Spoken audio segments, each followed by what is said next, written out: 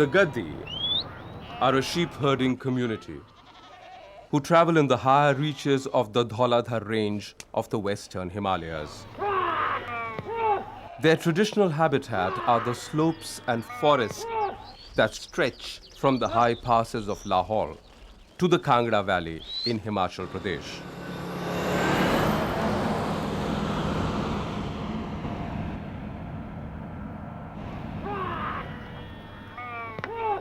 In their long and arduous journeys over weeks and months, the Gaddis cover distances of hundreds of kilometers. They are completely familiar with every single pasture along the way and even know exactly how plentiful each one is likely to be.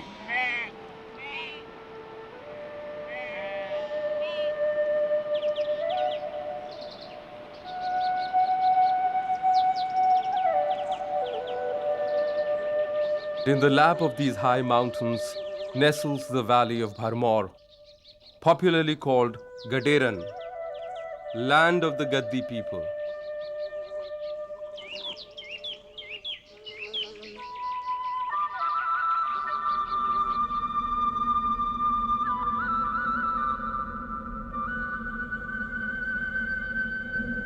The most striking feature of the Gaddi homeland is the Mount Mani Mahesh Kailash.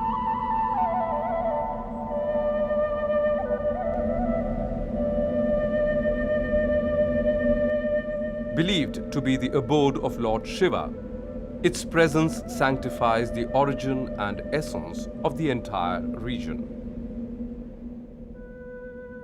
Shiva, it is said, created the Mount Mani Mahesh Kailash, positioning it right in the middle of this universe. Here he lives with his consort Parvati, casting a benevolent gaze on humankind.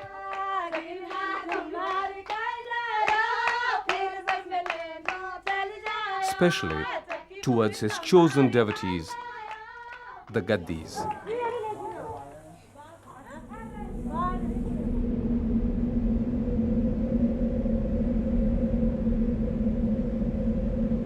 Seated at Gaddi, Shiva created a human form.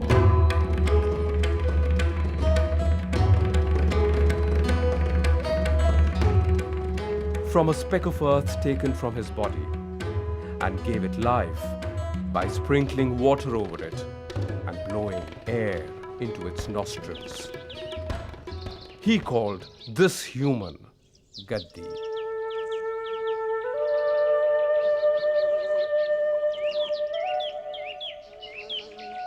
The mountains, his sheep and pastures, not only sustain the Gaddi, but are also sustained through him. The protection of sheep is why Lord Shiva created the Gaddi, and he is a nomad because the Lord himself is a nomad.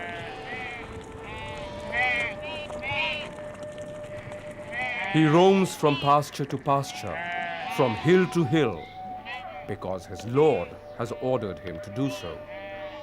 But the boon of rearing sheep was not granted easily. To first test his integrity as a shepherd, Shiva gave the Gaddi a flock of sheep to tend. The Gaddi saved his flock from the attacking bear, risking his own life.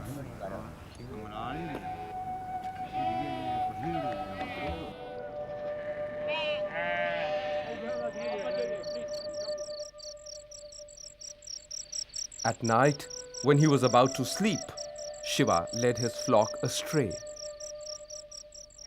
The Gaddi spent the whole night bringing it together.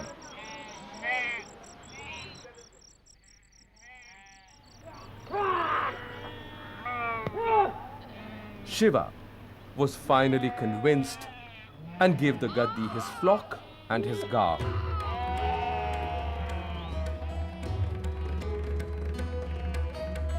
A woolen coat, chola, and belt, dora, for protection against chilly winds and snowstorms. A pair of grass shoes, poulin, to tread the difficult high passes of this rugged terrain to which he lent his name, Shiv Bhumi.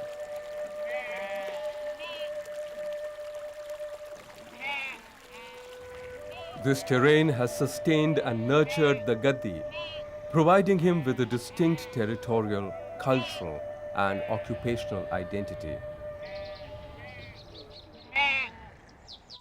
Shiv Bhumi stretches from Khadamukh, which lies 15 kilometers west of Bharmor village, at the meeting point of the river Ravi and its tributary, the Budhal, right up to Mani Mahesh. The Gaddi space is formed around a vertical axis of the universe, along which all the three realms, the celestial, the terrestrial, and the netherworld, are located. On one end of the axis is Shiva's Kailash, and on the other end is the netherland. In between these two poles is Brahmalok, Bharmor or Gaddian, the homeland of the Gaddis.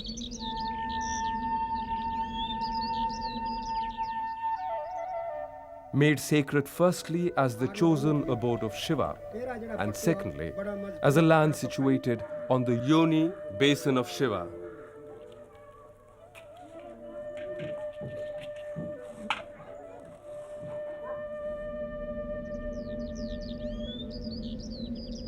This landscape is a cultural text of the Gaddis, through which they tell stories about themselves, their social relations within the community, and their relation to the divine order.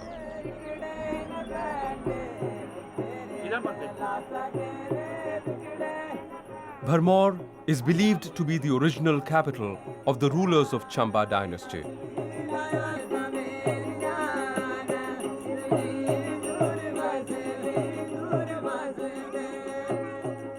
It boasts of some of the most ancient temples said to be built somewhere in the 7th century AD. These temple shrines are located in a compound called Chaurasi, said to be the sacred grove of goddess Bharmani. Chaurasi is believed to contain 84 Shivlingams, serving both as micro, meso, and macro space.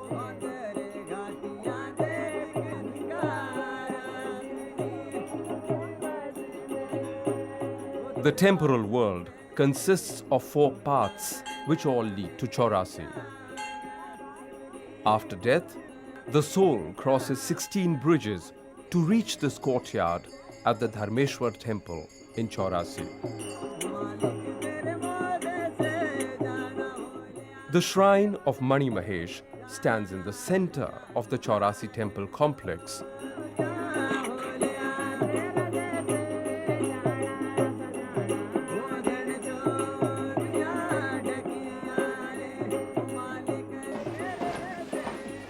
The Ardhaganga, or a holy pond, stands on the right, and the Kalpadrum, or the celestial wish-fulfilling tree, on the left.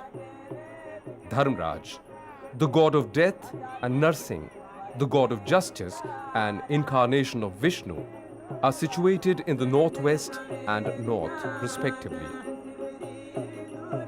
In fact, if one were to study the conceptual plan of ancient Chamba, it too reveals a well-laid-out cosmogram, represented by 84 administrative regions or ilakas called mandalas, with 8 Shaktis or goddesses emerging from the village Chhatradi at 8 cardinal points.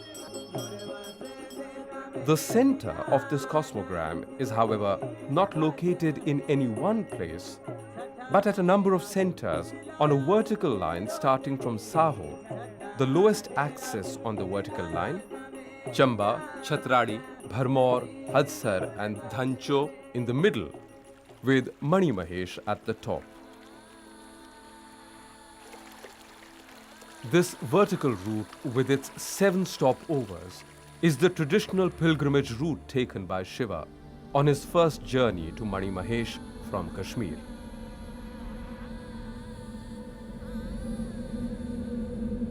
Notions of time and space are derived from the upward-downward movement of the Gaddi's main deity, Lord Shiva.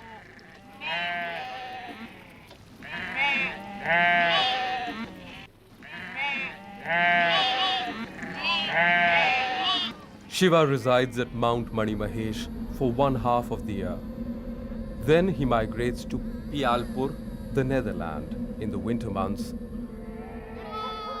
taking with him all living creatures. The Gaddis too migrate along with him. The Gaddi shepherd regulates the movement of his flock according to these two dates. From Janmashtami onwards, he begins to move his flock down towards Jandhar, the lower valleys of Kangra. And on Shivratri, he starts moving them upwards to Gaderan.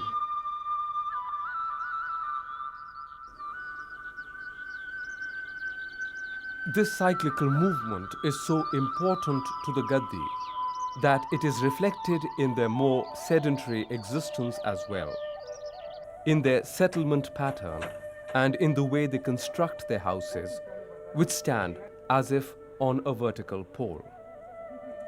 Life within the house too follows this seasonal downward, upward movement. The Gaddi houses consist of 3 stories: Chappad, Mande and Obra. In summer, the Gaddi household moves to the topmost story, and in winter it comes down to Mande, the middle story.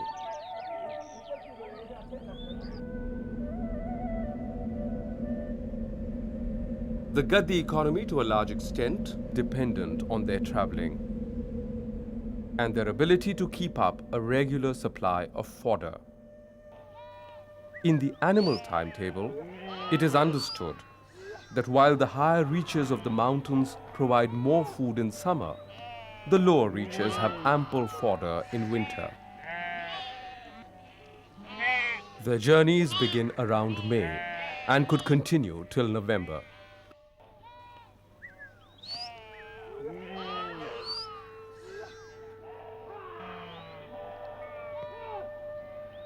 It is a lonely life. The herdsmen spend the entire day herding the sheep, letting them linger where sufficient fodder is available. As daylight fades, they gather their flock together and settle down for the night.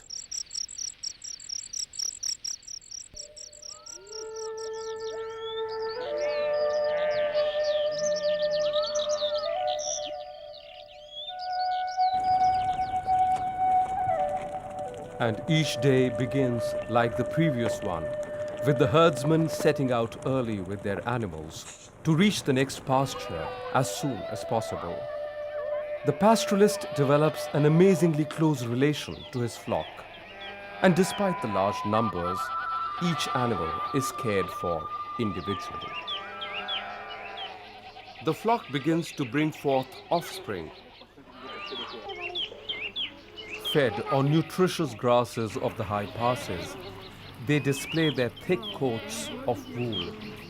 They will be sheared at Bharmor or later in Kangra.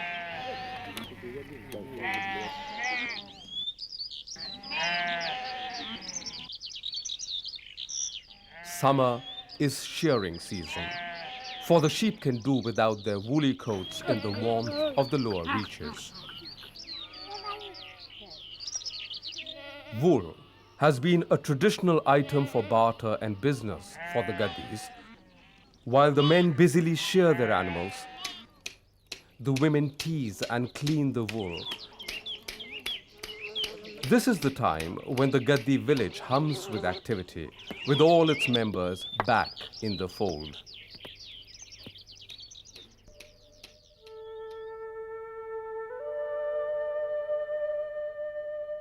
As the weather gets warmer and the grasslands get depleted, it is time to head for the higher altitudes.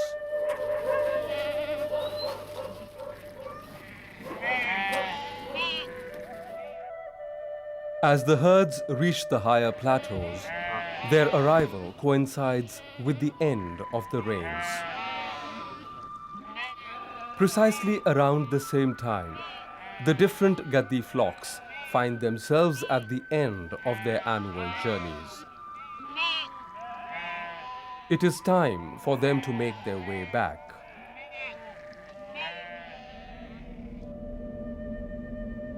Since they reach altitudes of up to 14,000 feet, an early onset of winter is a danger to avoid. Many are the tales of herdsmen who never came back with their sheep again.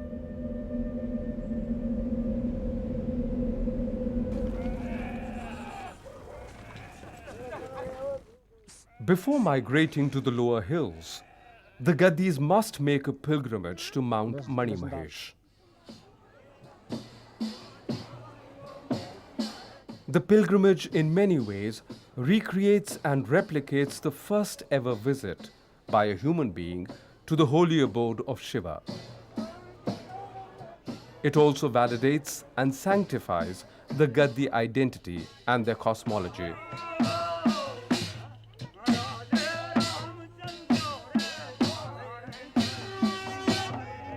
In fact, the pilgrimage to Mani Mahesh is a ritual enactment of the entire Gaddi mythology about Shiva and their land. This takes place in the month of August, on the Radha Ashtami day, which falls on the 15th day after Janmashtami.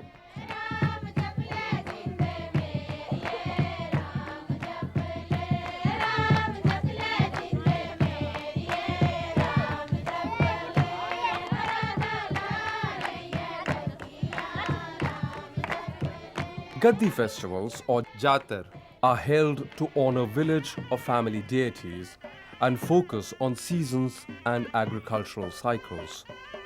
Folk deities and festivals are replete with rituals aimed at winning power and renewing life.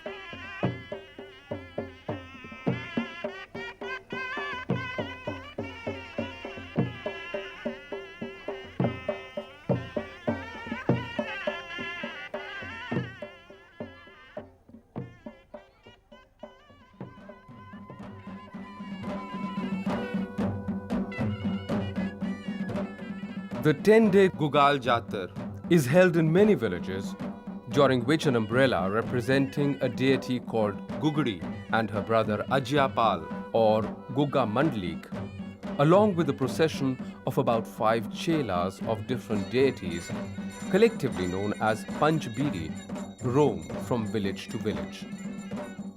They answer queries, give solutions, and remove the evil forces from the land. The Gugal Jatar falls on the same dates as the Bharmor Jatar.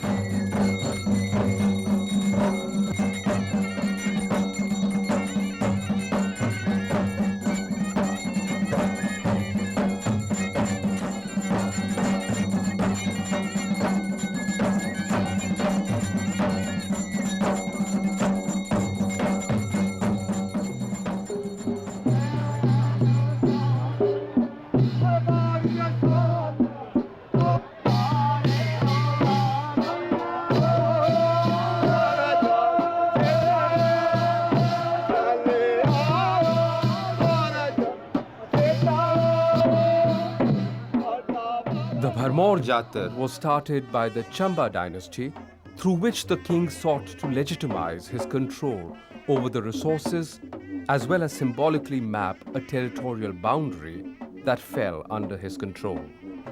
He controlled the Jatar as well as the most important pilgrimage to Mount Mani Mahesh. Each day of the 7-day Bharmor festival is celebrated as Jatar to a specific deity, and each night as Jagra to that deity.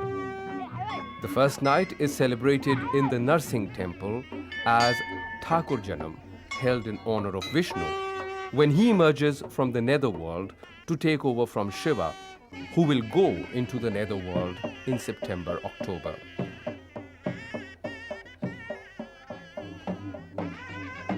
The next morning is celebrated as Jatar to Narsing. Flags of shrines are replaced with new ones. Deities are offered new clothes. A flag is hoisted atop Gyaramukhi Rudra Devi Dayar, believed to be a 2,000-year-old tree. Gyaramukhi Rudra Devi Dayar is the provider of food to good and kind souls who arrive at Chaurasi after death.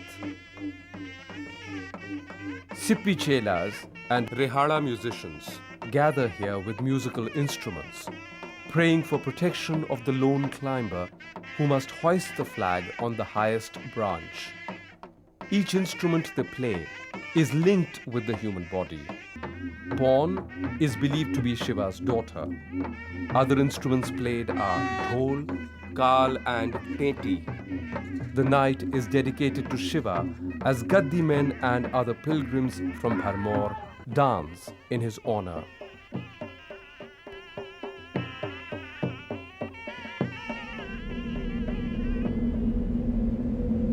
It is a renewal of a bond that links the past with the future through the present.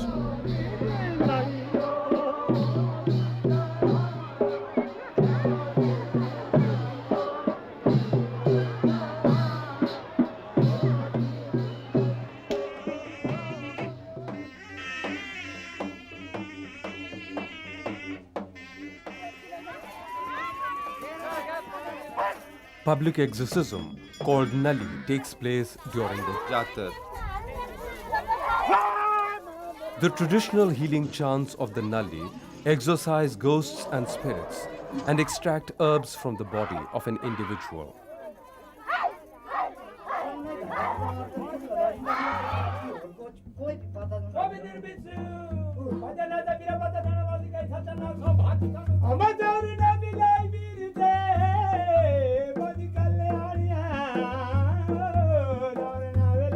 A special instrument called dhuntaru, used for this purpose, is believed to be made from various limbs of Parvati's body. It is also the first instrument to be used by the first healer chanter to cure the first victim of sorcery, who was Shiva, when he was fed magical herbs by the first witch, Parvati.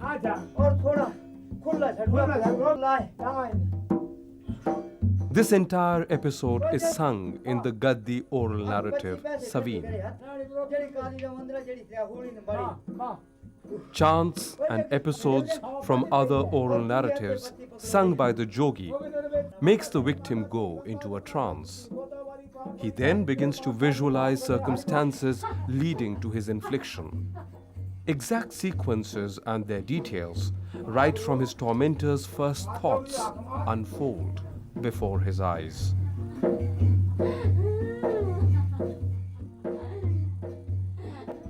In the end, he whispers the name of the person responsible for the sorcery into the two gourds or Shabdghar of Dhutaru.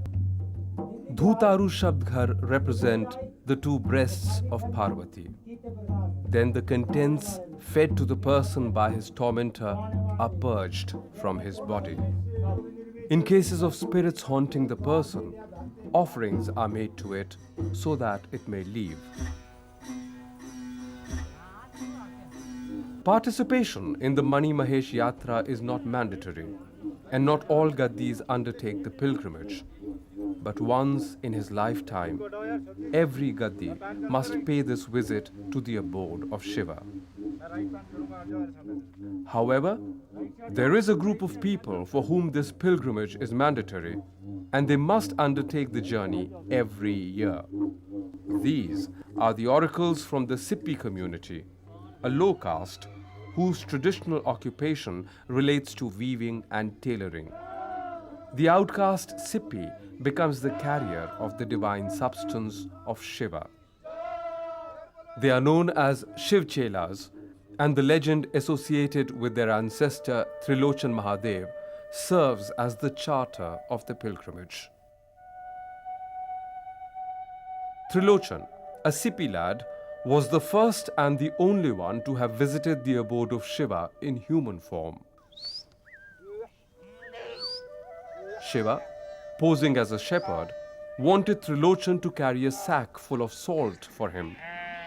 Following the footsteps of Shiva, Trilochan jumped into the deep waters of the Dal Lake, situated at the foot of Mount Mani Mahesh.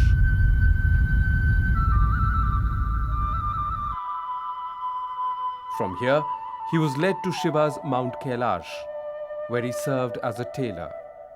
6 months later, taking him for dead, his relatives arranged the funeral feast, when Trilochan suddenly appeared, alive.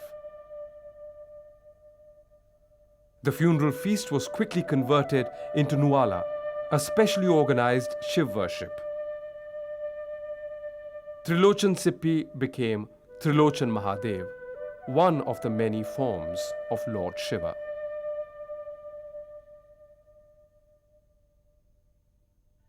The route followed by Trilochan to the Dal serves as the traditional pilgrimage route, as his journey is symbolically repeated every year during the Mani Mahesh Yatra.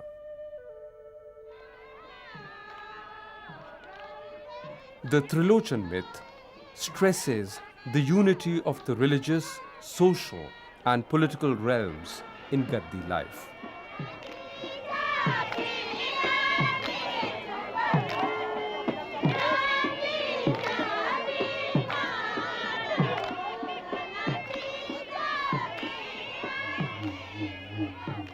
On their journey to Mani Mahesh, the Chelas are given an auspicious farewell by the women of the village.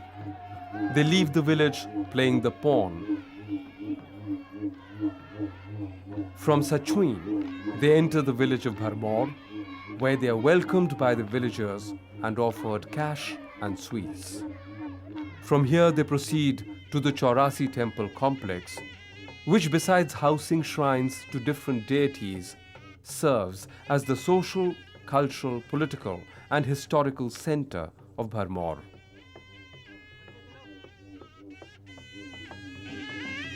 The Sippi sheds his everyday clothing for the traditional Gaddi garb of Chola, Dora, and the Chunji Topi. The top of the cap represents Shiva's Kailash, and the flaps, the inner chambers of Parvati's abode. The Dora or belt represents the matted locks of Shiva and is also called Gatri, representing the goddess Gayatri, who is believed to have sprung forth from Shiva's chest. The Chola or coat represents Shiva's body. Space and time both have to be transcended before gaining entry into Shiva's realm. Circumambulation of the Chaurasi completes the cycle of birth and death, space and time.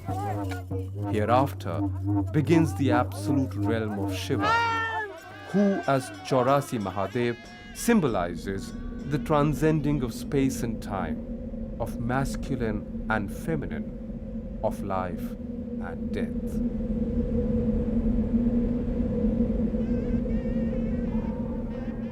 From Chaurasi, the Chelas traveled to Hatsar, then crossed Dhancho, Bhairo Ghati, Gauri Kund, and Shiv Karotri. After this, they crossed the bridge of Pap and Punya, a passage believed to be formerly open only to pious souls. Once at the Dal, they sacrifice a goat and throw its head in the lake, and then jump into the Kali Kund. Space and time both collapse here, the endless dark pit which annihilates everything that enters it. No one may enter the lake before the Chelas. No one except the Chelas may ever enter the lake at Kali Kund, or else he will be lost forever in the dark hole.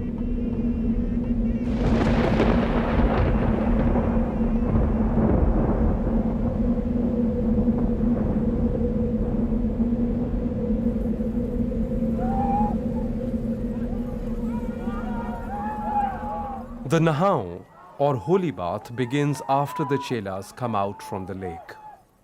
People rush forward to be the first one to touch their bodies and partake of Shiva's divine grace. They offer prayers, sacrifice goats and sheep, and chant aloud the holy names of their deities.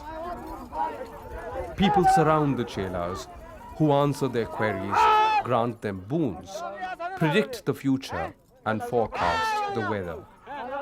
Such empowerment of the low-caste chelas helps to suspend the social order, transcend it, and return to it.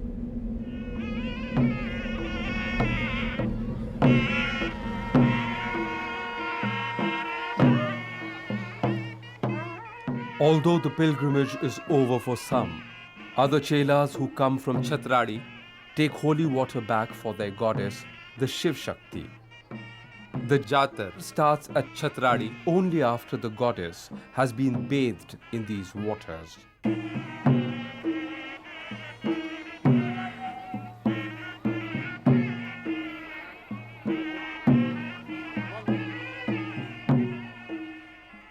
On the last day of the Jatar, the image of Batuk Mahadev is brought outside the Sanctum Sanctorum and it circumambulates the outskirts of the temples in a procession.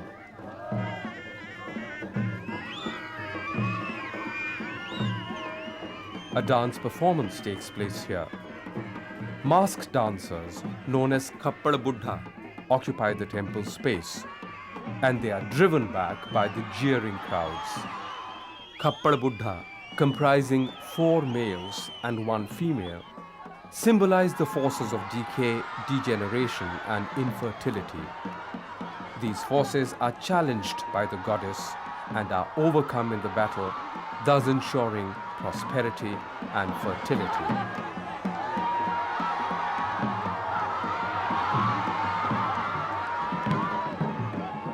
After the performance, a goat or sheep is sacrificed to the goddess. She now comes out from the temple, marking her presence through the chela. She answers queries, showers blessings, shows distress. She laughs and she weeps, provides solutions, forecasts the weather, and so on.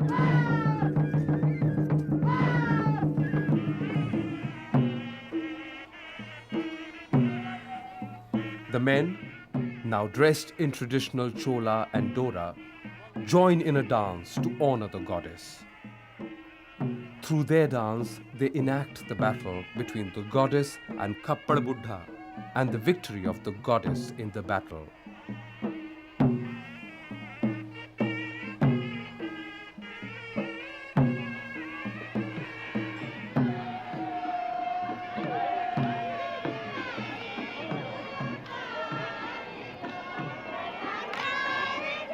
Thus, Shiva and his Shakti are both invoked to ensure the safety and fertile rejuvenation of the Gaddi land.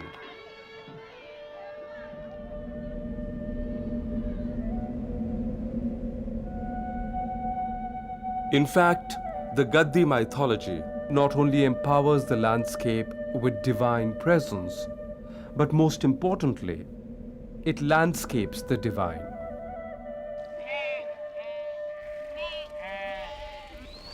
Year after year, the Gaddis continue to travel to the higher altitudes of the Himalayas and back. Despite all the changes brought on by modern life, this journey carries on as it has done for hundreds of years.